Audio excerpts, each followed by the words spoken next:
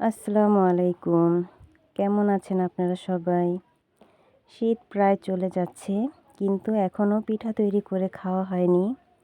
তো আজ রাতে ভাবলাম পিঠা তৈরি করে ফেলি। এখন সেই পিঠা তৈরিরই আয়োজন চলছে। বাড়িতে মেহমানও আসবে, তাই ভাবলাম পিঠা তৈরি করে ফেলি।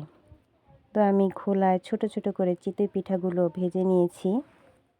এগুলো রসে ভেজাবো, দুধ চিতই যেটাকে বলে। তো আমি চিতই পিঠাগুলো ভেজে নিয়েছি। ঠান্ডার জন্য যখন চুলায় আমি রান্না করি, তো আমার বাড়ির বিড়ালের বাচ্চাগুলো পাশেই বসে থাকে।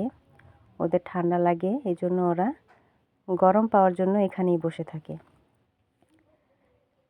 এই তো আমার পিঠা ভিজিয়ে নিচ্ছি আমি। দুধ জাল দিয়ে রেখেছিলাম।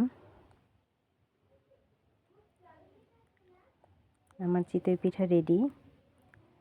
তারপর আমি বানিয়েছি পাটিসাপটা পিঠা।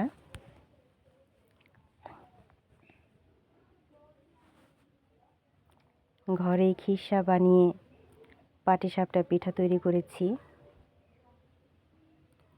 পাটিসাপটা পিঠা আমি ঘরেই গ্যাসের চুলায় তৈরি করেছি।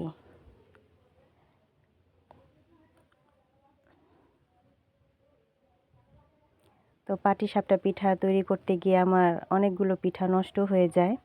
তো কয়েকটা পিঠা সুন্দর করে ভাজা হয়েছিল, তো আমি সেগুলোই দেখিয়েছি।